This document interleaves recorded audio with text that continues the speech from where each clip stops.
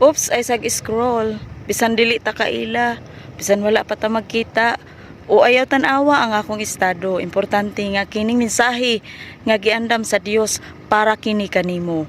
O ikaw ang tao nga napuno sa kabalaka karon, nalugmok sa mga problema, unos ubagyo man nga imong nasinati karon. Apan ang pulong sa Dios nagaingon, nagadasig kanimo higala nga ayaw kamo kabalaka sa bisan unsa kun dili pangayua sa Dios ang inyong gikinahanglan. Amen. Uban ang pagpasalamat sa tanan ninyong mga pag-ampo ug ang kalinaw sa Dios dili matugkad sa tawo, manalipod sa inyong kasing-kasing ug hunahuna diha sa inyong pagkahiusa kang Kristo Jesus.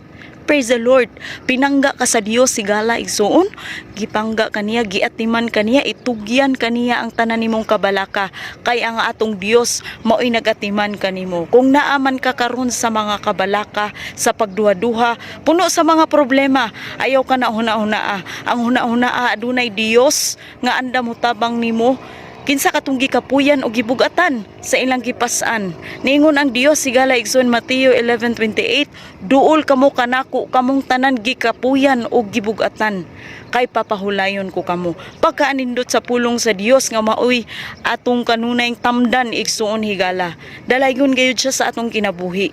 Wala siya mag-discourage nato bisan unsa pa ta ka hugaw sa iyang atubangan, sig unsa pa ta ka makasasala ug tungod kay dako ang iyang paghigugma kanato. Iyang gihatag ang iyang bugtong anak aron ang tanan nga motuo kaniya dili malaglag kun dili makabaton og kinabuhing walay katapusan. Mao kana ang atong tinguhaon sa atong kinabuhi igsoon higala, nga duna siya reward, duna siya giandam nga kinabuhi nga walay katapusan, nga maugay yun ang atong tinguhaon igsoon higala. Nganong naa ta diri, nganong gipakataw ta, nahimugso ta tungod kay adunay katuyuan ang Dios sa imong kinabuhi.